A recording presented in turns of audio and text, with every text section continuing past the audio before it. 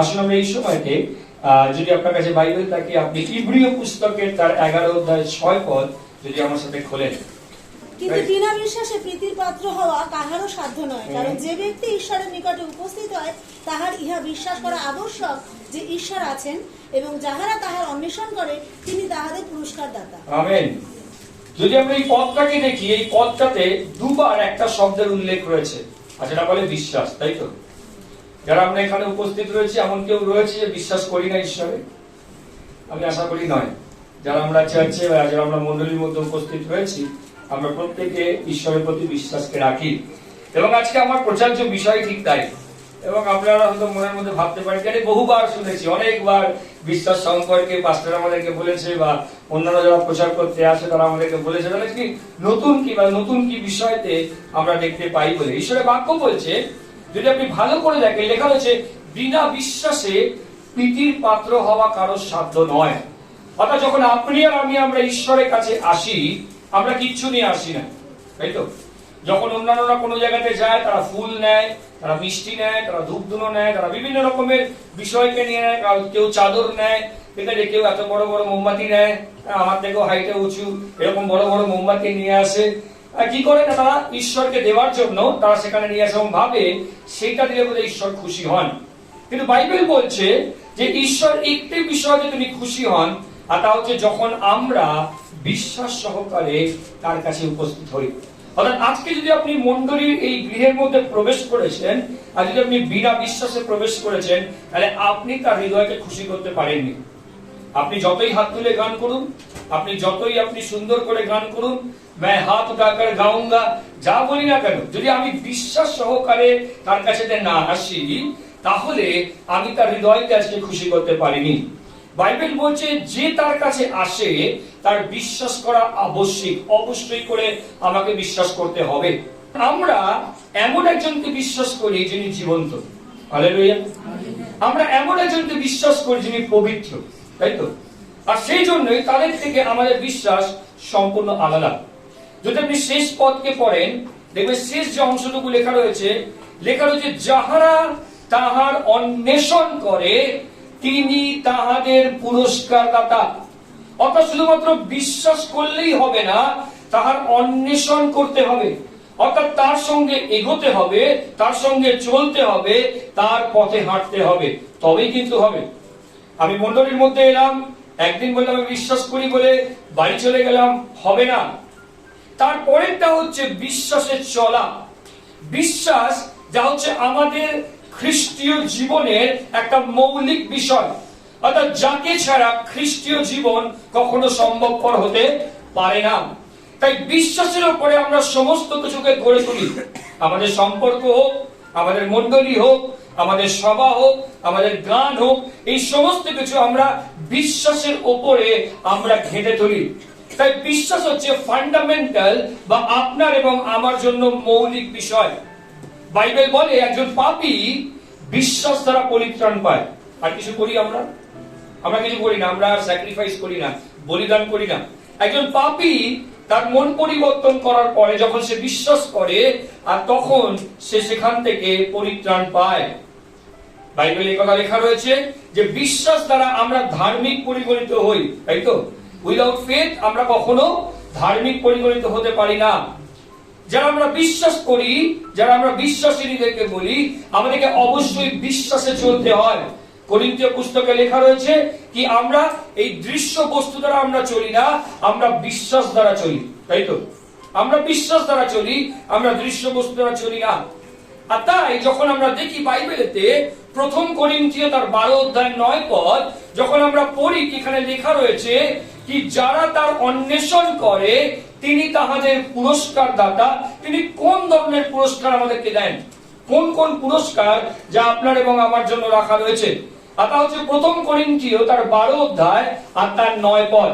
যদি আমরা সেখানে দেখি প্রথম করিন্থীয়তে আর এই 12 অধ্যায়তে, সেখানেতে যে আমাদের যে পবিত্র আত্মার যে দানগুলো রয়েছে, পবিত্র আত্মার যে গিফট গুলো রয়েছে, উপহার গুলো রয়েছে, আর সেইগুলো সম্পর্কে আমরা দেখতে পাই। আর তার মধ্যে 9 নম্বর, যদি আমরা 9 পদেতে আসি, সেখানে লেখা রয়েছে আর একজনকে সেই আত্মাতে বিশ্বাস। অর্থাৎ বিশ্বাস যে আপনাকে আমাকে পবিত্র আত্মা দান করেন, পবিত্র আত্মা যেটা আপনাকে এবং আমাকে দান করেন। কিন্তু এই বিশ্বাসকে পাওয়ার পর আমরা কিভাবে এটাকে এগিয়ে নিয়ে চলি, আমাদের জীবনে এটাকে কিভাবে কার্যকরী করি, সেটা হচ্ছে সব থেকে গুরুত্বপূর্ণ বিষয়। যখন এখানে আশা করি আগামী বড়দিনেতে এখানে অনেকে গিফট পাবে, আমাদের ছেলে মেয়েরা বাচ্চারা তারা গিফট পাবে। এই গিফটটাকে আমি পেলাম, এই গিফটটাকে উপহারটাকে পেলাম, এবার এই উপহারটাকে আমি কিভাবে আমার জীবনে কাজে লাগাবো, আমি ফেলে রাখবো, আমি ধুলোর মধ্যে ছেড়ে দেবো, নাকি আমি এটাকে আমার জীবনে কাজে লাগাবো, সেটা অত্যন্ত গুরুত্বপূর্ণ বিষয়। আর তাই যখন আমি বলি যে আমার মধ্যে বিশ্বাস রয়েছে, পবিত্র আত্মার দান, পবিত্র আত্মার উপহার, এইটাকে আমি কিভাবে এগিয়ে নিয়ে চলি, আর যখন আমি এই বিষয়তে পড়াশোনা করছিলাম তখন দেখছিলাম বাইবেল বলে প্রায় 14 রকমের বিশ্বাস আছে বাইবেলে। 14 রকম বিশ্বাস ঈশ্বর দিয়েছেন, আমরা সেটাকে কিভাবে কার্যকরী করি সেটা হচ্ছে 14 রকমের বিষয় রয়েছে। আজকে সময় নেই 14টা বিষয় বলা। আজকে 3 রকমের বিশ্বাস আপনাদের সাথে আমি তুলে ধরব। আমরা প্রত্যেকেই জানি, প্রথম যে বিশ্বাস আমরা প্রত্যেকেই জানি, যাকব পুস্তকের তার 2 অধ্যায় 14 থেকে 17 পদ। আসুন দেখি যাকব কি বলছে, বিশ্বাসটাকে তিনি কিভাবে আপনার এবং আমার সম্মুখে তুলে ধরছে। আমরা জানি যাকব 2 অধ্যায় 14 থেকে 17 লেখা রয়েছে, হে আমার ভাতৃগণ, যদি কেহ বলে আমার বিশ্বাস আছে আর তাহার কর্ম না থাকে, তবে তাহার কি ফল দর্শিবে? সেই বিশ্বাস কি তাহার পরিত্রাণ করিতে পারে? কোন ভ্রাতা কিংবা ভগিনী বস্ত্রহীন ও দৈবশিক খাদ্যবিহীন হইলে, যদি তোমাদের মধ্যে কোন ব্যক্তি তাহাদিগকে বলে কুশলে যাও, উষ্ণ ও তৃপ্ত হও, কিন্তু তোমরা তাহাদিগকে শরীরের প্রয়োজনীয় বস্তু না দাও, তবে তাহাতে কি ফল দর্শিবে? তদ্রূপ বিশ্বাসও কর্মবিহীন হইলে আপনি একা বলিয়া তাহা মৃত। অর্থাৎ প্রথম যে বিশ্বাস তা হচ্ছে মৃত বিশ্বাস, ডেড ফেথ। প্রথম বিশ্বাস হলো মৃত বিশ্বাস, ডেড ফেথ। 14 রকমের বিশ্বাস আছে, অল্প বিশ্বাস, বড় বিশ্বাস, মহান বিশ্বাস, অনেকগুলো আছে। আমি সেগুলোর দিকে আজকে যাচ্ছি। আমি 3টে বিষয় আপনাদের সামনে রাখবো। প্রথমটা হলো যেটা যাকব পুস্তক বলছে, সেটা হচ্ছে মৃত বিশ্বাস। কি করে বুঝবো আমাদের এটা মৃত বিশ্বাস না জীবিত বিশ্বাস? কি করে বুঝবো এটা মৃত? হ্যাঁ, কেন এটা মৃত? কারণ এর মধ্যে কোনো প্রাণ নেই, এর মধ্যে কোনো জীবন নেই। এটা এক জায়গাতে স্থির হয়ে রয়েছে, স্ট্যাগনেন্ট, চলছে না, এগোচ্ছে না। আজকে যদি 10 বছর ধরে এই ঘরটাকে বন্ধ করে ফেলে রাখি, দেখবো 10 বছর এটা একই জায়গাতে রয়ে যাবে। 10টা বছর এটা একই জায়গায় রয়ে যাবে, এটাকে কেউ নড়াতে পারবে না, কারণ এর মধ্যে কোনো প্রাণ নেই। বাট আমাদের যাদের মধ্যে জীবন রয়েছে, আমরা অবশ্যই নড়াচড়া করি, তাই তো? উত্তেজনা সারাদিন, গাছেদেরও প্রাণ রয়েছে, তারাও সারা দেয় উত্তেজনাতে, আমরা সারা দিই উত্তেজনাতে। মৃত কোনটাকে বলি, মরে যাওয়া কোনটাকে বলি? যার মধ্যে সবকিছু রয়েছে। একটা জীবিত দেহ, একটা মৃত দেহের মধ্যে তফাৎ কি? সব রয়েছে, তার মধ্যে কোনো প্রাণ নাই, তার মধ্যে কোনো নড়াচড়ার কোনো জায়গা নেই। সে আর উত্তেজনায় সারা দেয় না। আমাকে যদি কেউ চিমটি কাটে, করে উঠবো, তাই না? তাকে যতই চিমটি কাটি না কেন, যতই পিন ফোটাই না কেন, সে কিন্তু কখনো সাড়া দেবে না। বহুবার আমরা খ্রিস্ট বিশ্বাসীগণ শুধুমাত্র যখন আমরা মণ্ডলীর মধ্যে আসি, আমরা বহুবার আমাদের বাক্যের মধ্যে দিয়ে বোঝাতে চাই আমি খুব বিশ্বাসী, সাক্ষ্য দিই। শুধুমাত্র আমি আমার মণ্ডলীর কথা বলছি, আপনাদের মণ্ডলীর কথা বলছি না, আমি আমার মণ্ডলীর কথাও বলছি। অনেক বড় বড় সাক্ষ্য রয়েছে, একটার পর একটা সাক্ষ্য, একটার পর একটা সাক্ষ্য রয়েছে। বা যখন এখান থেকে বেরিয়ে যাই, সেই সাক্ষ্যটা ওখানেই রয়ে যায়, তারপর সেটাকে আমরা কার্যকরী করি না। যে আমাদের বিশ্বাস মৃত কখন হয় না, যখন আমাদের বাক্য আমাদের কার্যের স্থানকে নিয়ে নেয়। কথা বলতে খুব ভালো পারি আমরা, ঠিক আছে? আজকের দিনে তো কথা বলার লোকের অভাব নাই। স্পেশালি যারা আমাদের ছেলেমেয়েরা রয়েছে, ইউটিউবে যদি আমরা দেখি প্রচুর লোক, ঠিক আছে, অনেক লোক রয়েছে যারা আমাদের সাথে কথা বলছে, বিভিন্ন রকমের তারা এনকারেজ করছে, তারা বিভিন্ন রকমের বিষয় তারা বলছে। কিন্তু সমস্যাটা কি হচ্ছে না, সমস্যাটা হচ্ছে এই যে আমাদের মধ্যে জ্ঞান পাচ্ছি, মণ্ডলীর মধ্যে আসছি, প্রচার শুনছি, বিভিন্ন রকমের প্রচারের মধ্যে রয়েছি, আমরা বিভিন্ন রকমের জ্ঞান লাভ করছি, বাট এই জ্ঞানটাকে আমি কার্যকরী করছি না। মনে রাখবেন, যখন আপনি আর আমি আমরা বাক্য সম্পর্কে পড়ি, বুঝি, জানি এবং বাক্যকে যদি আমার জীবনে আমি কার্য না করি, বাক্যকে যদি আমার জীবনে আমি অ্যাপ্লাই না করি, তাহলে বাইবেল বলছে সেই বিশ্বাস মৃত। যখন আপনি আর আমি এই বাক্যকে দেখি, আমরা দেখতে পাই যাকব পুস্তক, সেখানকার মণ্ডলীকে তিনি কি বলছেন? তিনি মণ্ডলীকে বলছেন কি তোমরা সবকিছু করছো, কিন্তু তোমরা যখন একজনের প্রয়োজন পড়ছে তার পাশে দাঁড়াচ্ছ না। আমি থ্যাংক গড, আমি ঈশ্বরকে ধন্যবাদ দিই আপনাদের এই মণ্ডলীর জন্য। আমি শুনেছি গত বছর যখন প্যান্ডামিকের সময় ছিল, মণ্ডলী থেকে অনেককে সাহায্য করা হয়েছে। বিভিন্ন সময়তে মণ্ডলীকে সাহায্য, অনেক সময় আমরা জানতে পারি, অনেক সময় সিক্রেটলি আমরা অনেকে করি। এটাই হওয়া উচিত। একটা মণ্ডলী যদি সে জীবন্ত বিশ্বাস দেখাতে চায়, তার এটাই হওয়া উচিত। এরকম নাকি লোককে ফলাও করে বলবো। দেখবেন অনেকে আছে যারা দেখবেন কাউকে একটা বিস্কিটের প্যাকেট দিচ্ছে, একটা ছবি তুলে ফেসবুকে পোস্ট, আমি দিয়েছি ওদের। হ্যাঁ, কিন্তু থ্যাংক গড আপনাদের মণ্ডলী এরকম করে না, যে আপনাদের মণ্ডলী সিক্রেটলি বিভিন্ন সময় মানুষদেরকে হেল্প করছে, সাহায্য করছে, কিন্তু তারা এরকম করে না। এটাই হওয়া উচিত। তার কারণ আমরা দেখাতে চাই যে আমি কত বড় কাজ করছি বলে। যখন আপনি বাইবেলেতে আসেন, যিশু বলছে তোমার ডান হাত কি করে, বাঁ হাত তো বুঝতে দিও না। এখানেও তো অনেকে রয়েছে যারা হয়তো একে অপরকে আপনারা হেল্প করছেন, সাহায্য করেন বিভিন্ন সময়তে। বিকজ আমাদের অনেক সমস্যা রয়েছে, হয়তো অনেক সময়তে সেই সমস্যাটা এই পর্যন্ত আমরা নিয়ে আসতে পারি না, কিন্তু অনেকে আপনারা সাহায্য করেন। থ্যাংক গড, ঈশ্বরকে ধন্যবাদ দিন তার জন্য। কি আমাদের বিশ্বাস এখনো মরে যায়নি, মৃত হয়ে যায়নি। আমি তিনটে বিষয় বলতে চাই কখন আমাদের বিশ্বাস মরে যায়। প্রথমত, যখন কাজের জায়গায় শুধুমাত্র আমরা কথা বলি, খুব ভালো কথা বলি, এখানে আসি, দারুণ দারুণ কথা শুনি, বলি, বাট কাজের ক্ষেত্রেতে আমাদেরকে খুঁজে পাওয়া যায় না। দ্বিতীয়ত, যখন আপনি ঈশ্বরের জ্ঞান পান, কিন্তু সেটাকে আপনি কি করেন না, অনুসরণ করেন না। আপনি ঈশ্বরের বাক্যকে পাঠ করছেন, বা সেই অনুযায়ী আপনি জীবনযাপন করছেন না, আর তখন আপনার বিশ্বাস মৃত হয়ে যায়। তৃতীয়ত, আপনার বিশ্বাস মৃত হয় তখন যখন আপনি কোনো কিছু বিচার বুদ্ধি ছাড়াই অন্যকে অন্ধের মতো অনুসরণ করেন। অন্যকে আপনি অন্ধের মতো অনুসরণ করেন। কারণ কি? আমরা ঈশ্বরের বাক্য জানি, আমাদের পাস্টারকে জানি, আমাদের মণ্ডলীকে জানি, বা তা সত্ত্বেও আমরা অনেক সময় অন্য ব্যক্তির দ্বারা আমরা ইনফ্লুয়েন্সড হয়ে যাই।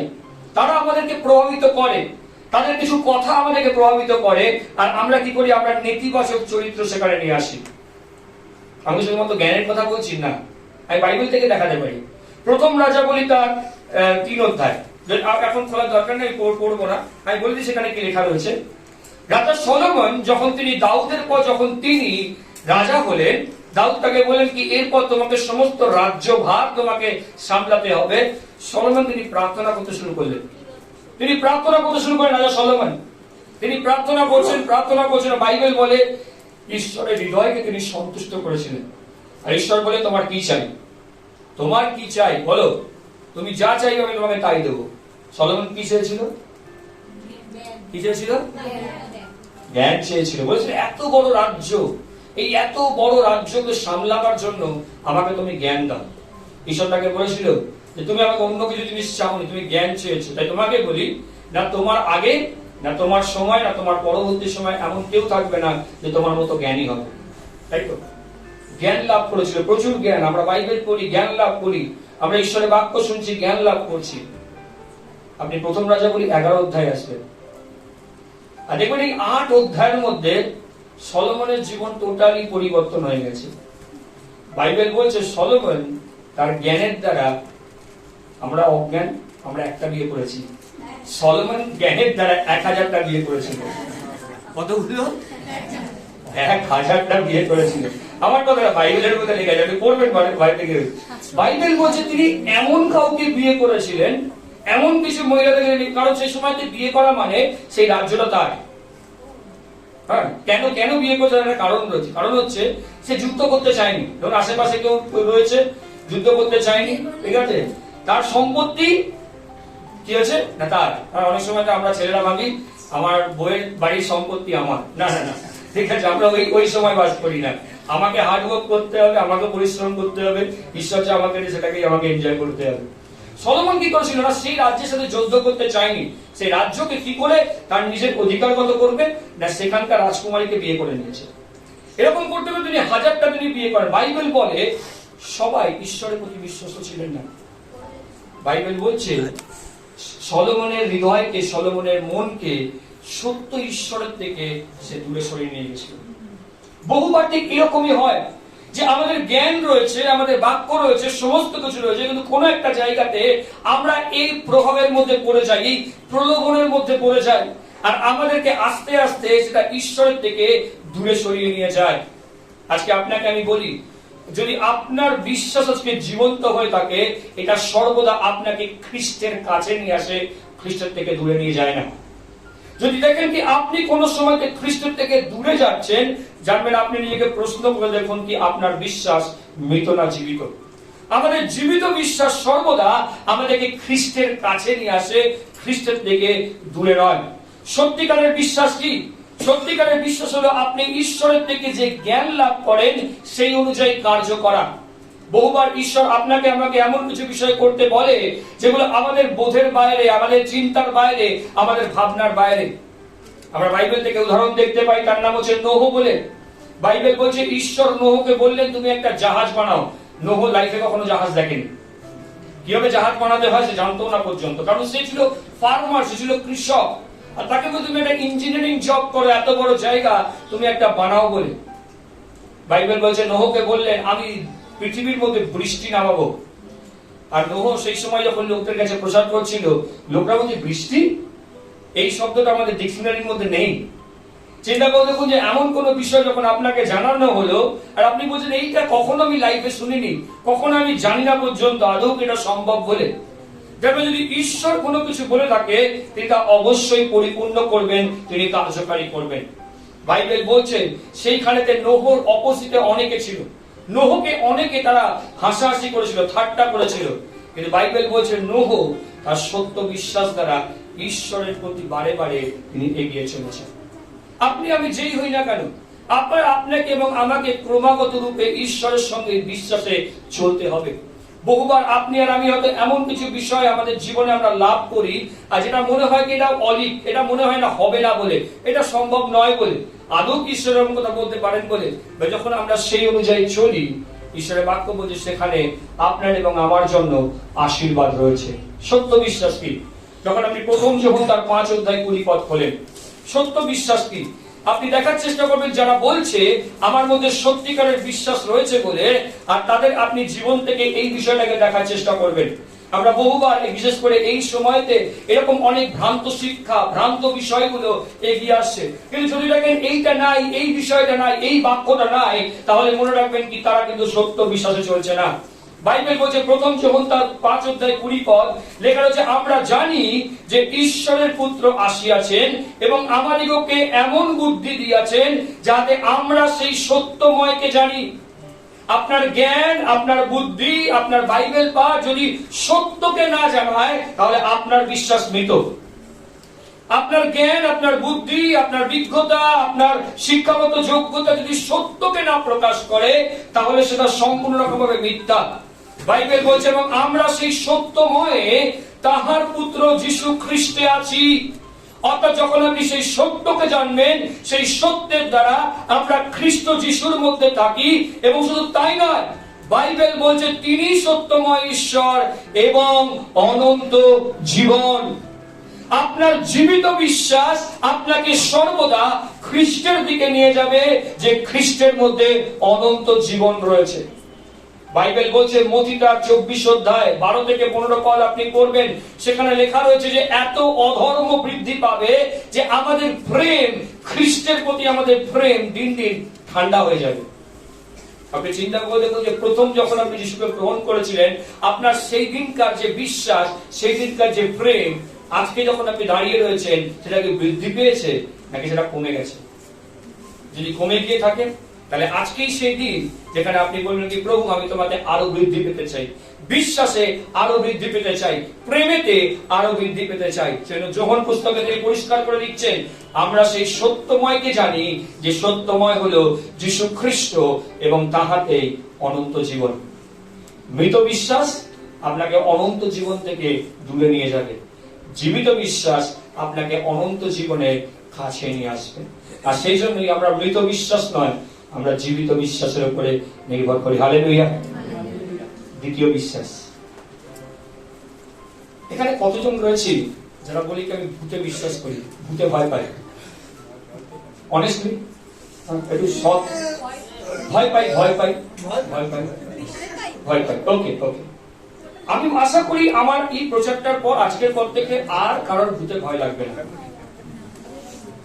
ওকে, আমাদের দ্বিতীয় বিশ্বাস, প্রথম বিশ্বাস কি ছিল? কি বিশ্বাস ছিল? জোরে জোরে, মৃত বিশ্বাস। দ্বিতীয় বিশ্বাস ভৌতিক বিশ্বাস। ভৌতিক বিশ্বাস, ডিমনিক ফেথ। আমি কি বাইবেল থেকে বলছি না বাইবেলের বাইরে থেকে বলছি? বাইবেলের মধ্যে আছে। খুলি যাকব পুস্তকের 2 অধ্যায় 18 এবং 19 পদ। লেখা রয়েছে, কিন্তু কেহ বলিবে তোমার বিশ্বাস আছে আর আমার কর্ম আছে, তোমার কর্মবিহীন বিশ্বাস আমাকে দেখাও, আর আমি তোমাকে আমার কর্ম হইতে বিশ্বাস দেখাইব। তুমি বিশ্বাস করিতেছ যে ঈশ্বর এক, ভালোই করিতেছ। তারপরে লাইনে লেখা যে ভূতেরাও তাহা বিশ্বাস করে। আমি বাইবেলের বাইরে বলেছি ভৌতিক বিশ্বাস, ভূতেরাও বিশ্বাস করে। রে তুই আর আমি যে ঈশ্বরে বিশ্বাস করি, ভূত বিশ্বাস করে তাকে। ইনফ্যাক্ট আমাদের থেকে বেশি বিশ্বাস করে। যে ভূত রয়েছে, যাকে আমরা দিয়াবল বলি, যাকে আমরা শয়তান বলি, যদি আপনি যিশাইয়া পুস্তকের তার 14 অধ্যায় এবং জিহিজকেলের তার 28 অধ্যায় পড়েন, সেখানে লেখা রয়েছে এই লুসিফার হচ্ছে ঈশ্বরের একজন দূত ছিল, আর তার দায়িত্ব ছিল ঈশ্বরের আরাধনা করা, তার প্রশংসা করা, তার ক্রমাগত রূপে তার আরাধনা করে যাওয়া তার দায়িত্ব। এবং তাকে দেখতে অত্যন্ত সুন্দর। আমি যদি ভেবে থাকি ভূতকে দেখতে অত্যন্ত কুৎসিত, একদম সিং বার করা রয়েছে, দাঁত মুখ বাঁকা, ভুল কথা। বাইবেল বলছে শয়তানকে দেখতে সব থেকে সুন্দর, খুব সুন্দর তাকে দেখতে ছিল সেই সময়তে। আর বাইবেল বলছে যে যখন তার মনের মধ্যে গর্ব উপস্থিত হলো, কেন আমি ঈশ্বরকে আরাধনা করবো, এটা আমার পাওনা, আমি ওখানে বসতে পারি, আমাকে দেখতে এত সুন্দর, আমার কাছে যাবতীয় ক্ষমতা রয়েছে, সমস্ত শক্তি আমার কাছে রয়েছে, আমি কেন ঈশ্বর আরাধনা করবো? আর ঠিক সেই মুহূর্তে যখন তাকে ফেলে দেওয়া হলো, আর সে সেখান থেকে শয়তান রূপে পরিণত হলো। লুসিফার থেকে সে শয়তান হয়ে গেল এবং সে ঈশ্বরের বিরোধিতা করতে শুরু করলো। ঈশ্বর তিনি যা যা করলেন আর ঠিক তার বিরোধিতা করতে শুরু করলো। ভৌতিক বিশ্বাস।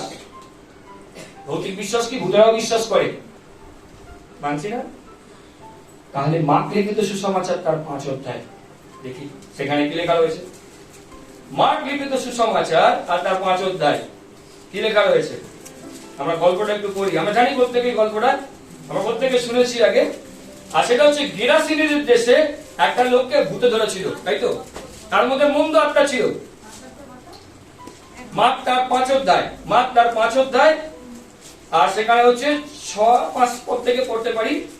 আর লেখা রয়েছে, আর সে দিন রাত সর্বদা কবরে ও পর্বতে থাকিয়া চিৎকার করিত এবং পাথর দিয়া আপনি আপনাকে কাটিত। মানে তার মধ্যে যে মন্দ আত্মা রয়েছে, আর তার পুরোটা প্রকাশ আমরা দেখতে পাচ্ছি, যে তাকে মন্দ আত্মা কন্ট্রোল করতো, তাকে নিয়ে যেত। বাইবেল বলছে সে দূর হইতে কাকে দেখছে? যিশুকে দেখছে। কারণ যিশু কি করেছে না, নৌকা থেকে নদী পেরিয়ে তিনি এদিকে এসেছেন। বলছে সে দূর হইতে যিশুকে দেখিয়া দৌড়িয়ে আসিলে কি করলো? কি করলো? প্রণাম করলো।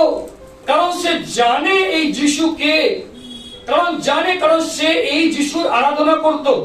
যখন যিশু ওই স্বর্গের মধ্যে উপবিষ্ট ছিল, আর তখন সেই যিশুর আরাধনা করত।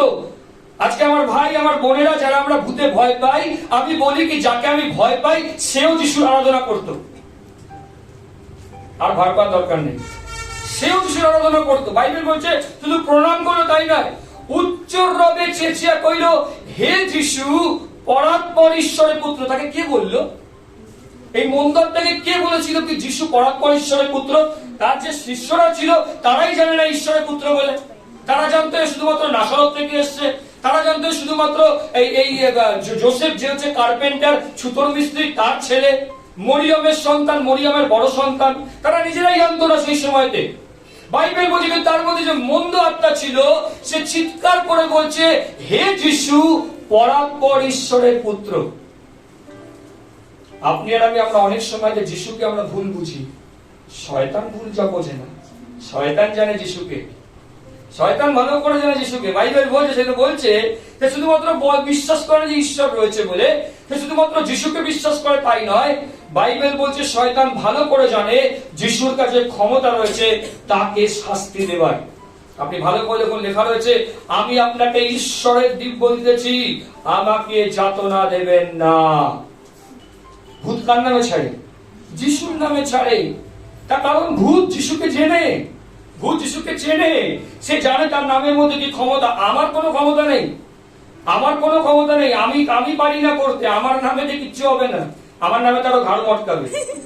হ্যাঁ, যিশুর নামে যে, কারণ সে যিশুকে জানে। বাইবেল বলছে সে দূর হইতে যিশুকে দেখিয়ে এসেছে, উল্টে এলো এবং সে সেখানে বলছে, বাইবেল বলছে যাকব পুস্তকে লেখা রয়েছে কি ভূতেরাও বিশ্বাস করে ঈশ্বর এক বলে। আমরা অনেকে ভাবি ঈশ্বর বলে 33 কোটি 34 কোটি, বেড়ে যাচ্ছে দিন প্রতিদিন, ঠিক আছে? ভূতেরা বিশ্বাস করে ঈশ্বর এক বলে। সে জানে, কারণ সে একটা সময়তে এই ঈশ্বরের সঙ্গে উপস্থিত ছিল, তাই জন্য সে জানে তার ক্ষমতা এবং তার শক্তিকে। কিন্তু আজকের দিনেতে তফাৎটা কোথায়? কোনটাকে আমরা ভৌতিক বিশ্বাস বলি আজকের দিনেতে? আজকে কিন্তু ভৌতিক বিশ্বাস সেইটা যেখানে আমি বলি আমি বিশ্বাস করি, বা শুধুমাত্র আবেগে বিশ্বাস করি। আবেগ। যদি আমরা ভৌতিক বিশ্বাস কি জানার চেষ্টা করি, তাহলে ভৌতিক বিশ্বাস হলো আবেগে বিশ্বাস, তার মধ্যে রিয়ালিটি কিছু নেই। যাকব পুস্তক বলছেন, তুমি তোমার কর্মবিহীন বিশ্বাসকে নিয়ে এসো, আমি তোমার বিশ্বাসবিহীন কর্মকে দেখাবো। অর্থাৎ বিশ্বাস রয়েছে কিন্তু কার্য নাই। বিশ্বাস শুধুমাত্র আবেগের বিশ্বাস। আমরা বহুবার যারা আমরা এই মণ্ডলীর মধ্যে রয়েছি, আমরা শুধুমাত্র আবেগবশত থাকি। আবেগ নেই, আমিও নেই। আবেগবশত বিশ্বাস করি, অথবা যে আবেগ চলে গেছে বিশ্বাসও চলে গেছে। আমি এখানে রয়েছি, আমি এখানে পাঁচটা প্রশ্নকে জিজ্ঞাসা করছি, পাঁচটা প্রশ্নজিৎ ব্যাপটিজম কেন নিয়েছো? না যেহেতু সুভাষদা নিয়েছে। আমি বললাম সুভাষদা আপনি কেন ব্যাপটিজম নিয়েছেন? না কুণাল নিয়েছে। আমি কুণালকে বললাম কুণাল তুই কেন ব্যাপটিজম নিয়েছিস? না আমি দিলীপকে দেখেছি, দিলীপ নিয়েছি। আমি জানি না আমি কেন জলবাপ্তিস্ম নিয়েছি, আমি জানি না আমি কেন চার্চে আসি, আমি জানি না কেন আমাকে বাইবেল পড়তে হয়, আমি জানি না কেন আমাকে প্রার্থনা করতে হয়। ওই বলেছে আর তাই করেছি। না না না, এখানে এরকম বলা কাওয়ার জায়গা নাই। আপনারা এখানে অনেকেই রয়েছে যারা আপনারা প্রথম প্রজন্মের খ্রিস্ট বিশ্বাসী, আমিও তাই নিজে। আপনারা খ্রিস্ট বিশ্বাসে আসার আগেতে আপনাকে যা বলা হতো আপনি তাই করতেন। আপনাকে 108 রকমের জিনিস কিনে আনতে বলা হতো, আপনি যেতেন বাজারে, যেতেন 108 রকমের জিনিসই কিনে আনতে হবে। যদি 107 বা 106 হবে না, ক্ষতি হয়ে যাবে। আপনাকে যা বলতে হবে তাই শুনতেন। বা যখন আপনি খ্রিস্ট বিশ্বাসে আসেন, বাইবেল বলছে আস্বাদন করিয়ে রাখো সদাপ্রভু মঙ্গলময়। আরে আমি তো আস্বাদন করিয়েছি, আপনাকে আস্বাদন করতে হবে। আপনি আমার আবেগে চলবেন না, কারণ আবেগ হচ্ছে খুব ডেঞ্জারাস জিনিস। আজকে আমার ভালো লাগছে, আমি চার্চে আসবো। আজকে আমার ভালো লাগছে না, আজকে আমি চার্চে আসবো না। কালকে আমাকে সুভাষদা কিছু একটা খারাপ কথা বলেছে, দূর চার্চ গুলি মারলো, যাবো না কখনো ওখানে, ঠিক আছে? আরে আমাকে দিলীপ কিছু একটা কথা বলে, দূর ইউতে ছাড়তে, ইউতে বাজাবো না, আর আমি ছেড়ে দেবো। আবেগে চলি আমরা, শুধুমাত্র আবেগ। বাইবেল বলছে যদি আমরা আবেগে চলি তাহলে এটা হচ্ছে ভৌতিক বিশ্বাস। ভূতকে দেখুন আবেগে চলছে, সে রিয়ালিটি জানে, সে সত্য জানে, তারপর সে স্বীকার করে না। শুধুমাত্র মুখে বলছে, বা তার জীবন দ্বারা কোনো সেখানে প্রকাশ নাই। আমাদের ভৌতিক বিশ্বাস হচ্ছে তাই যখন আমরা শুধুমাত্র মুখে বলি, আবেগের মধ্যে বলি। এখানে এলাম, চোখের জল পড়লো, তারপর এখান থেকে বাড়ি গেলাম, আর কিছু নেই। তারপর যখন আমি এখানে এলাম, আমার মুখ দিয়ে কি বেরোচ্ছে? ঈশ্বর আরাধনা, প্রশংসা বেরোচ্ছে। আর তারপর যখন আপনি বাসের মধ্যে চলছেন, যখন কেউ আপনাকে আপনার সিটের কেউ অন্য কেউ বসে যায়, তখন আপনার মুখ দিয়ে ABCDEFGH বেরোচ্ছে। এটা হচ্ছে আমাদের খ্রিস্ট, এটা হচ্ছে আমাদের আবেগ। কারণ আমি ভাবি আমার খ্রিস্ট বিশ্বাস শুধুমাত্র এই 4 দেওয়ালের মধ্যে না। আপনি সর্বদা খ্রিস্ট বিশ্বাসী। আপনি এখানেও বিশ্বাসী, যখন আপনি বাইরে যান তখনও বিশ্বাসী। আমি এখানেও বিশ্বাসী, যখন আমি বাইরে যাই তখনও বিশ্বাসী।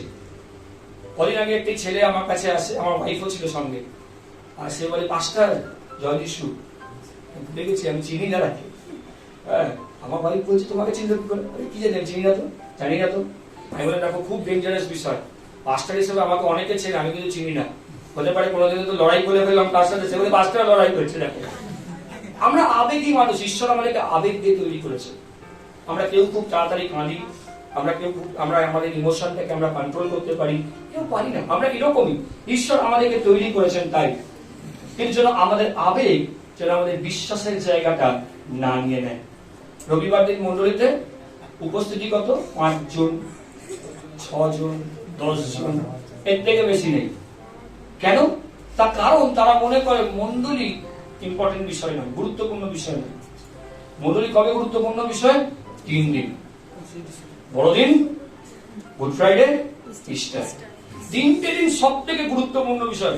অন্যান্য রবিবার কি হয়েছে? তা বাড়িতে লোক এসছে, আমার ছেলেটা কোথায় বাইরে চলে গেছে জানি না, কি অসুবিধা, অনেক সমস্যা। বাট এই 3টে দিন আপনি তাদেরকে যদি মেরে দেন, কেটে দেন, 3টে দিন তারা চার্চে আসবেই আসবে। বিকজ এই 3টে দিন ঈশ্বরের উপস্থিতি, বাকি দিন নাই।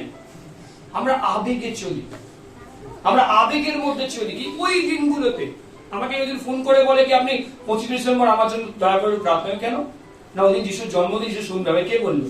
যিশু প্রত্যেক দিন শোনে, একদিন শোনে তা না। আমরা আবেগে চলার চেষ্টা করি। আর যখন আমরা আবেগে চলি, যখন আমাদের আবেগ প্রথমে আসে এবং তার উপরে বিশ্বাস আসে, যখন আবেগ চলে যায় বিশ্বাসও চলে যায়। চলে যাবার আমাদের মন্ডলীর মধ্যে এরকম অনেকে রয়েছে, একটা আবেগের দ্বারা তো মন্ডলীর মধ্যে প্রবেশ করেছিল, এসেছিল, বা যখন তাদের আবেগ চলে গেছে তারা মন্ডলী থেকেও চলে গেছে দূরে। যারা আমরা সম্পর্কের মধ্যে, স্পেশালি যারা আমরা বিবাহিত, আমরা তো কোন এক জায়গাতে আবেগের বসে বিয়ে করেছি, বা তারপর আমরা জানি তার রিয়ালিটি কি, তার সত্যতা কি, সঙ্গে চলাটা কি, এগিয়ে যাওয়াটা কি। পরিবার হচ্ছে ঠিক তাই। এই মন্ডলী হচ্ছে একটা পরিবার। এই পরিবারের মধ্যে আবেগ আছে, দুঃখ আছে, কষ্ট আছে, এটা আমরা একটা পরিবার। আমার ওয়াইফের সাথে আমার ঝামেলা হয়, ঝগড়া হয়, সবকিছু হয়, বা তারপরে কিন্তু ও আমার ওয়াইফ এবং আমি ওর হাজবেন্ড। ঠিক এটাই হচ্ছে, যখন আপনি আর আমি যখন আমরা পরিবারের মধ্যে উপস্থিত হই, আমাদের পরিবারের মধ্যে বিভিন্ন বিষয় থাকবে, বা তার মধ্যেও কিন্তু আমরা একটা পরিবার হিসেবে আমরা থাকব। যদি আপনি বাইবেলকে দেখেন, দেখবেন মথি তার 8 অধ্যায় 18 থেকে 22 পদ। একজন যিশুকে বলল আমি আপনার পিছনে আসতে চাই। যিশু সরাসরি তার মনের হৃদয়টা বুঝতে পারলো, আর বুঝে বললো, শোনো বাবু, তোমাকে একটা পরিষ্কার কথা বলি, শেয়ালের না মাথা রাখার গর্ত আছে, পাখিদেরও একটা জায়গা আছে, বাট মনুষ্য পুত্রের জায়গা নেই। তুমি আসতে চাও আমার পিছনে? বাইবেল বলে তারপর আর লেখা নেই তার কি হয়েছিল বলে। রিয়ালিটি হচ্ছে এটাই সত্যতা। আমরা বহুবার আমরা যিশুকে গ্রহণ করি আমরা আবেগের সাথে। বাইবেল বলছে, লুক তার 14 অধ্যায় 27 পদ, আর সেখানে লেখা রয়েছে, যদি কেউ আমার পশ্চাৎ আসতে চায় তাহলে সে আপন ক্রুশ তুলে নিক এবং আমাকে অনুসরণ করুক। আমরা এই জায়গাটাতেই আমরা ধৈর্য ধরে থাকতে পারি না। ঈশ্বরের বাক্য বলছে, যদি আমি সত্যিকারে তার শিষ্য হতে চাই, তাকে অনুসরণ করতে চাই, বাইবেল বলছে ক্রুশকে কাঁধে তুলে তাকে অনুসরণ করতে হবে। যিশু শিষ্যদের মধ্যে একজন শিষ্য ছিল যে খুব আবেগী শিষ্য ছিল, যার নাম ছিল পিতর বলে। আমরা প্রত্যেকেই জানি। যখন তিনি শেষ ভোজে বসে আছেন, 12 জনকে নিয়ে তিনি খাচ্ছেন, আর তিনি বলছেন, তোমাদের মধ্যে একজন রয়েছে যে আজকে রাত্রে আমাকে ধরিয়ে দেবে। সবার চোখ তো ছানা বড়া হয়ে গেল। একই অবস্থা, 3.5 বছর একসাথে ছিলাম, এক জায়গায় ছিলাম, যিশু কি বলছে সব আজে বাজে কথাবার্তা। পিতর দাঁড়িয়ে উঠল, পিতর বলল, প্রভু আপনাকে একটা কথা বলতে চাই, এই 11 জনের বিষয়ে জানি না, কিন্তু আপনি যদি মরেন আমি সেখানেও আপনার সঙ্গে উপস্থিত থাকবো। আপনি যেখানেই যাবেন আমি আপনার সঙ্গে থাকবো, কোনো টেনশন করবেন না, কেউ থাকলো না থাকলো আমি আছি আপনার সঙ্গে। যিশু বললেন, অত আবেগী হয়েও না, আজকে রাত্রেই তুমি 3 বার আমাকে অস্বীকার করবে। তুমি মানুষের লেভেলে থাকো, ঈশ্বরের লেভেলে আসতে চেও না। আমরা বহুবার এখানে রয়েছি, আমরা বলি কি চার্চকে সাপোর্ট করবো, চার্চকে হেল্প করবো, চার্চের প্রয়োজনের পাশে দাঁড়াবো, যখন রিয়েল প্রয়োজন আছে তখন আমরা নেই। সুভাষ দা ব্যস্ত আছি, আসতে পারবো না, অনেক কাজ, আমার সম্ভব নয় এই সময় রেখা। আমরা কি ভৌতিক বিশ্বাসের মধ্যে রয়েছি? আমি বলছি আজকে আমি সময় নেব। প্রথম বিশ্বাস কি ছিল? দ্বিতীয় বিশ্বাস কি ছিল? আর ভূতের ভয় আছে? ভূত যিশুকে চেনে, ভালো করে জানে তার নাম। তৃতীয় বিশ্বাস, আর সেটা হচ্ছে, আমি আসবো, তা হচ্ছে মার্ক লিখিত সুসমাচার আর 2 অধ্যায়। আমাদের অত্যন্ত পরিচিত জায়গা, পরিচিত গল্প, আমরা সবাই জানি। বাইবেল বলছে কফরনাহমে যখন যিশু ছিলেন, আর তখন তিনি সেখানে একটা ঘরের মধ্যে উপস্থিত ছিলেন, আর ঘর পুরো কানায় কানায় ভর্তি। আমি জানি না সেখানে যিশু কোনো অলৌকিক কাজ করছিলেন কিনা, কিংবা কোনোদিন এই বাক্য প্রচার করছিলেন কিনা, বাট বাইবেল বলছে তিনি সেই জায়গাতে লোকে পুরো কানায় কানায় ভর্তি। ঘরে প্রবেশ করার জায়গা নেই, রাস্তা দিয়ে রাস্তা করে দেওয়ার জায়গা নেই।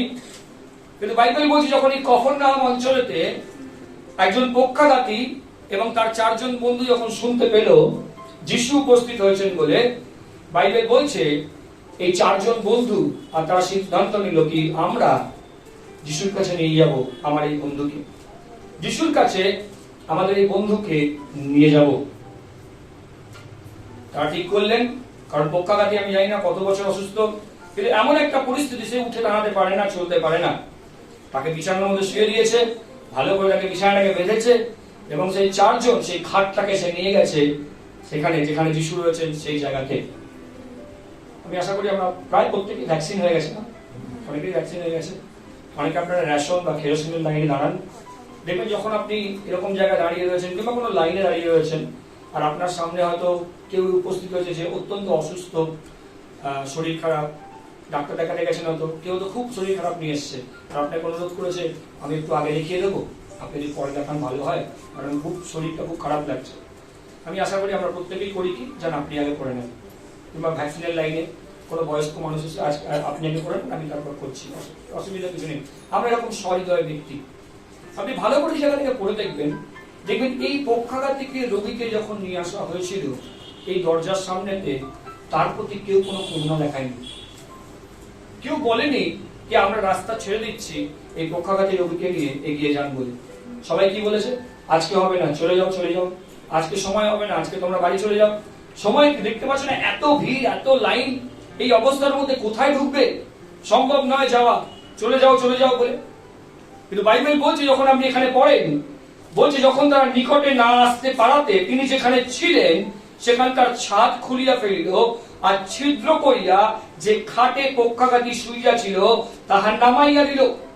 বাইবেল বলছে তারা একটা অসাধারণ কাজ করলেন। কি কাজ করলেন না, প্রত্যেকে এই দরজা বা জানলা চারপাশে তারা গেটের মধ্যে ছিলেন, তারা ডিসাইড করলেন কি না আজকে এই পক্ষাঘাতী রোগীকে সুস্থ না করি আমরা এখান থেকে যাব না, কারণ একজন সুস্থ করতে পারেন আর তিনি হচ্ছেন প্রভু যিশু। আর তাই তারা সিদ্ধান্ত নিলেন কি যাই হয়ে যাক, আজকে যা কিছুই বিষয় হয়ে যাক না কেন যিশুর কাছে পৌঁছাতেই হবে। বাইবেল বলছে আর তারা যে কোনো উপায়ে তখনকার দিনে ছাদে উঠলেন। আজকে তো আমাদের কংক্রিটের ছাদ, সেই সময়তে আশা করি খড়ের চাল ছিল কিংবা টালি ছিল সেই সময়তে। আর তারা সেইখান থেকে সেই টালিগুলো খুললেন, তারা সেই খড়গুলোকে খুললেন এবং যেখানে যিশু উপস্থিত ছিলেন ঠিক সেই জায়গাতে তিনি সেই খাটটাকে তার বন্ধুকে সহ নিচে নামিয়ে দিলেন।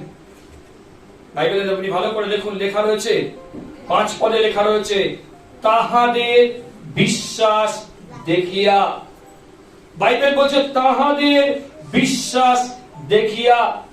আমি প্রথম বিশ্বাস বলেছি মৃত বিশ্বাস, দ্বিতীয় বলেছি ভৌতিক বিশ্বাস এবং তৃতীয় আমি আপনাকে বলতে চাই তা হচ্ছে অসাধারণ বিশ্বাস। এক হচ্ছে সাধারণ বিশ্বাস আর এক হচ্ছে অসাধারণ বিশ্বাস। বহুবার আপনি আর আমি আমাদের মধ্যে এখানে অনেকে উপস্থিত রয়েছি যারা শুধুমাত্র সাধারণ বিশ্বাস হিসেবে থেকে যায়, আমরা অসাধারণ হতে চাই না। কিন্তু আজকে আমি আপনাকে বলি, ঈশ্বরের বাক্য আপনাকে আহ্বান জানিয়েছেন সাধারণ হবার জন্য নয়, অসাধারণ হবার জন্য। এই মণ্ডলীকে ঈশ্বর আহ্বান করেছেন সাধারণ হবার জন্য নয়, অসাধারণ হবার জন্য। ঈশ্বরের বাক্য বলছে সেই দিনকে যিশু তাহাদের বিশ্বাস দেখিয়া তাহার বন্ধুকে সুস্থ করলেন, তার পাপ ক্ষমা হইল। সেখানে আরো অনেক লোক উপস্থিত ছিল, তার বিপক্ষে গিয়ে বলছে কি আপনি করতে পারেন না বলে, হবে না বলে, সম্ভব নয় বলে। কিন্তু প্রভু যিশু বলছেন যে তাদের বিশ্বাস দেখিয়ে তিনি তাকে সুস্থ করলেন। অসাধারণ বিশ্বাস। যখন আপনি এই ঘটনাকে পড়েন, আপনি এই গল্পটাকে পড়েন, আপনাকে ঈশ্বরের আত্মা সাহায্য করুক যেন আপনার মধ্যে সেই অসাধারণ বিশ্বাস থাকে। আজকে আমি আপনাকে বলতে চাই অসাধারণ বিশ্বাস কি। অসাধারণ বিশ্বাস হচ্ছে এই, যা অন্যের সিদ্ধান্তের উপরে নির্ভরশীল নয়, বাইবেল বলছে তাদেরকে বারে বারে আঘাত করা হয়েছিল, তাদেরকে বারে বারে আটকে দেওয়া হয়েছিল, বলা হয়েছিল দরজা দিয়ে জায়গা নেই, হতে পারে না বলে, হবে না বলে, আজকে হবে না কালকে চলে যাও, আজকে সম্ভব নয়, যিশুর কাছে সময় নেই, তুমি অন্যদিন আসো, আজকে আমাদের প্রয়োজন বেশি, তোমাদেরকে আসার দরকার নেই। বাইবেল বলছে কিন্তু তাদের একটাই দৃঢ় প্রতিজ্ঞা ছিল কি আমাদের বিশ্বাস অন্যের কথার উপরে নির্ভরশীল নয়, আমাদের বিশ্বাস এই বাক্যের উপরে নির্ভরশীল। আপনার বিশ্বাস তখনই অসাধারণ হবে যখন আপনার বিশ্বাস অন্যের কথার উপরে নয়, আমার কথার উপরে নয়, কোন পাস্টরের কথার উপরে নয়, কিন্তু ঈশ্বরের পবিত্র বাক্যের উপরে নির্ভরশীল হবে। বাইবেল বলছে তাদের অসাধারণ বিশ্বাস ছিল এই জন্যই কারণ তারা অন্যের প্রতিক্রিয়া, অন্যের ওপিনিয়নের উপরে তারা নির্ভরশীল ছিল না। কখন আপনি জানবেন কি আপনার বিশ্বাস অসাধারণ বলে? যখন আপনি বাধা পেয়ে থেমে যাবেন না।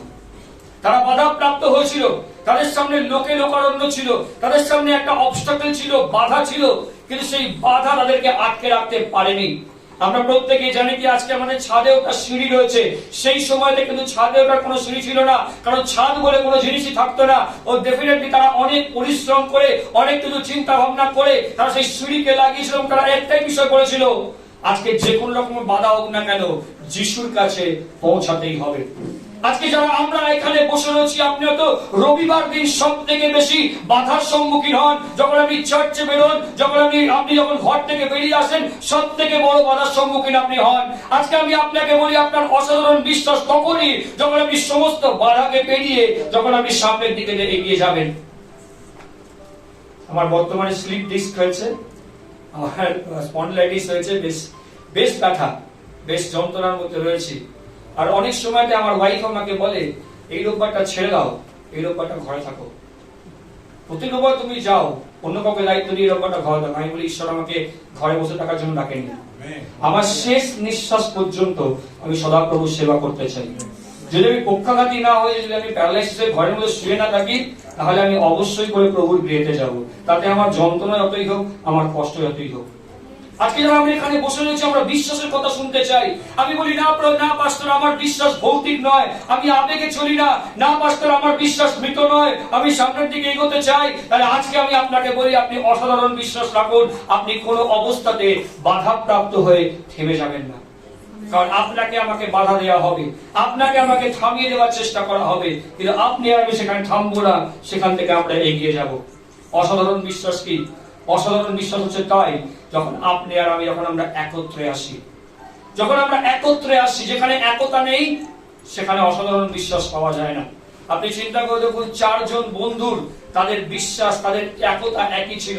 তারা প্রত্যেকে চেয়েছিল একটাই বিষয়, আমার বন্ধুকে সুস্থ দেখতে চাই, আমাদের বন্ধুকে সুস্থ দেখতে চাই। বাইবেল বলছে এই 4 জন বন্ধু তারা এক হৃদয়ে, এক চিত্তে, এক মনে তারা কাজ করেছিল। আজকে যদি মনে করেন কি আমাদের মন্ডলী অসাধারণ মন্ডলী হয়ে উঠুক, তাহলে আমাদের প্রত্যেকে একসাথে মিলে কাজ করতে হবে। বাইবেল বলছে পরিষ্কার করে আমাদের মাতা হচ্ছে প্রভু যিশু, আর আমরা প্রত্যেকে তার দেহের অংশ, আমরা প্রত্যেকে তার দেহের অংশ। কেউ হয়তো আমরা এদিক থেকে বলি, কেউ হয়তো আমরা ওদিক থেকে বলি, কিন্তু আমরা প্রত্যেকে এক, আমরা কেউ আলাদা নই। আর তাই যখন আপনি মন্ডলীকে দেখেন, এই মন্ডলীতে আপনি নিজেকে খ্রিস্টের দেহ রূপে দেখুন। আপনি দেখবেন নাকি এটা কার ঘর, কার বাড়ি বলে, কোন জায়গাতে আমরা এসেছি বলে। বাইবেল বলছে তারা যখন এক হয়ে সিদ্ধান্ত নিল, আর সেই জায়গাতে প্রভুর মহিমা প্রকাশ পেল। বাইবেলে পরিষ্কার করে লেখা রয়েছে, যখন তোমরা 2 জন এই পৃথিবীতে এক হৃদয়, এক মন নিয়ে প্রার্থনা করবে, স্বর্গে তোমাদের জন্য কার্য হবে। ঈশ্বরের বাক্যের কথা, আমার কথা নয়। যখন আপনার অ্যাজ আ মন্ডলী, অ্যাজ আ পরিবার, যখন আমরা প্রার্থনা করেন, আরাধনা করেন, ঈশ্বরের আত্মার উপস্থিতি সেই জায়গাতে থাকে এবং তিনি আপনাকে এবং আমাকে আশীর্বাদ যুক্ত করেন। অসাধারণ বিশ্বাস হচ্ছে তাই। আর যখন আপনি আর আমি আমরা একসাথে মিলে আমরা কাজ করি। শেষ করব, আমার শেষ পয়েন্ট হচ্ছে এই অসাধারণ বিশ্বাস হচ্ছে তাই যেখানে দর্শন রয়েছে, যেখানে সামনে এগিয়ে যাওয়ার একটা প্রত্যাশা রয়েছে। বাইবেল বলছে যে এর প্রত্যেকের একটাই দর্শন ছিল, যেন তাদের বন্ধু সেখান থেকে সুস্থ হয়ে বাড়ি ফিরে বলে। চিন্তা করে দেখুন, বন্ধুটা কিন্তু কিছু করেনি, বন্ধুটা কিন্তু কিছু জানে না বলে সে কি করলো, সে যখন বাড়ি ফিরলো, সে নিজে কি করলো? সুস্থ হয়ে বাড়ি ফিরলো। জানেন, আমরা অনেকে রয়েছি, আমরা যখন এই মন্ডলীর মধ্যে আসি, আমরা শুধুমাত্র নিজেরটা পেতে আসি। আমি কি পেলাম আর আমি কি পেলাম না, আমি কি পেলাম, আমি কি লাভ করলাম না। আজকে এই জায়গাটাকে পড়ে দেখুন তো, এই চারজন বন্ধু কি পেয়েছিল? কি পেয়েছিল? কি পেয়েছিল? কিচ্ছু না। বাইবেল বলে আমি আশা করি আশীর্বাদ পেয়েছিল পরবর্তীকালে, বাট এইখানে তারা কিন্তু কিচ্ছু পায়নি। বহুবার আমরা অসাধারণ বিশ্বাসের কথা বলি, আমি বলি কি এটা আমার দেহ বলে, আমি এই পরিবারের সদস্য বলে, বাট কোনো কারণে যদি একটা বিরিয়ানি প্যাকেট শর্ট হয়, তখন আমাকে বলে যায় আমি কিরকম বিশ্বাসী। সবাই চা পেয়েছে, আমি চা পেলাম না। সুভাষ দা, এটা কিন্তু 2 সপ্তাহ হয়ে গেল, আপনি সবাইকে দিয়েছেন, আমাকে কিন্তু 2 বার দিলেন না আপনি। তখন আসল কি বিশ্বাসে আমি বেরিয়ে আসি সামনে থেকে। তখন আর দেহ, তখন আর আমি পরিবারের অংশ আর বেরোয় না। আমি 30 টাকা দিয়েছি, পাবো না মানে? সবাই পেল আর আমি পেলাম না। কিভাবে আপনি অর্ডার দিয়েছেন, কিভাবে কি করেছেন, আপনাকে কে বলেছে সব দায়িত্ব নিতে? তখন আমাদের আসল যে কালার, আসল যে রং বেরিয়ে আসে। বাইবেল বলছে এরা কিন্তু ভাবেনি যে এরা কি নিজেরা পাবে বলে, এরা ভেবেছে তার বন্ধুটা কি পাবে বলে। আমাদের খ্রিস্টীয় বিশ্বাস হচ্ছে তাই, যেখানে আমরা নিজের বিষয়ে চিন্তা করি না, আমরা সর্বদা অন্যের বিষয়ে চিন্তা করি। আপনার ডান দিকে, আপনার বাঁ দিকে যে বসে রয়েছে, আপনি তার বিষয়তে আগে ভাবেন এবং তারপর নিজেদের বিষয়ে ভাবেন। আপনি যখন তার 6 অধ্যায় পড়বেন, সেখানে লেখা রয়েছে 5000 লোকের খাওয়ারের কথা। দেখবেন যিশু এবং তার শিষ্যরা সবার শেষে খেয়েছে। আগে লোকরা খেয়েছে, আগে লোকরা পরিতৃপ্ত হয়েছে, তারপর যিশু এবং তার শিষ্যরা হয়েছে। এটাই খ্রিস্ট বিশ্বাস, এটাই অসাধারণ বিশ্বাসের প্রমাণ। যখন আপনার দর্শন থাকে, অন্য কি করে আশীর্বাদ পাবে, আমার ভাই কি করে আশীর্বাদ পাবে, আমার বোন কি করে আশীর্বাদ পাবে, আমার পাস্টর কি করে আশীর্বাদ পাবে, আমার এই পরিবার কি করে আশীর্বাদ পাবে। যখন আমার পরিবার আশীর্বাদ প্রাপ্ত হয়, আমি অটোমেটিক্যালি সেই আশীর্বাদ আমার জীবনে তো আমি লাভ করি। বাইবেল বলছে এই 4 জন বন্ধু সেদিনকে তার একজন বন্ধুকে সুস্থ অবস্থায় বাড়ি ফিরে নিয়ে গেছিল। 4 জন কি পেয়েছিল, বাইবেলে সে কথা লেখা নেই। আপনি কুষ্টি নামানের বিষয়তে পড়বেন, সেখানে একটা ছোট্ট বালিকা ছিল, ছোট্ট মেয়ে ছিল, যার কারণের জন্য কুষ্টি নামান সুস্থ হয়েছিল। সে কি পেয়েছিল আমরা কেউ জানি না। বহুবার আপনি হয়তো আপনাকে জানতেও পারবেন না ঈশ্বর কিভাবে আপনাকে আশীর্বাদ করছেন বলে। যখন আপনার মধ্যে অসাধারণ বিশ্বাস থাকে এবং আপনি অন্যের জন্য চিন্তা করেন। এই মণ্ডলী আপনার, এই মণ্ডলীর আপনারা প্রত্যেকে দেহ, আপনাকেই চিন্তা করতে হবে সব থেকে বেনিফিটের জন্য। আর যখন আপনি নিজের জায়গায় অন্যের স্বার্থ দেখেন, যখন আপনার দর্শন হয় প্রভু আমার ভাই, আমার বোন, আমার যারা অগ্রজ রয়েছে, যারা আমার থেকে বয়সে বড়, তখন তারা আশীর্বাদ প্রাপ্ত বলে, সেই আশীর্বাদের অংশী আপনি আর আমরা নিজেরাও লাভ করি।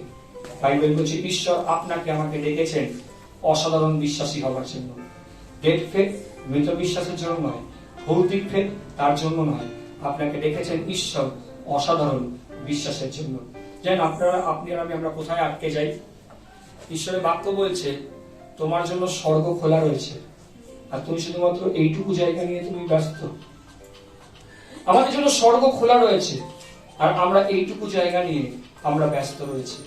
তার কারণ এইটুকু জায়গা আমাদেরকে সীমাবদ্ধ করে রাখে, এইটুকু জায়গা আমাদেরকে ধরে রাখে, কিন্তু আমাদের জন্য স্বর্গ রয়েছে। যখন আপনি আর আমি ঈশ্বরের বাক্যকে পাঠ করি, তখন সেটাকে আমাদের জীবনে নিয়ে আমরা এগিয়ে চলি। ঈশ্বরের বাক্য বলছে আমরা অসাধারণ বিশ্বাসে আমরা সাক্ষী হই, আমরা অসাধারণ বিশ্বাস দ্বারা আমরা এগিয়ে চলি।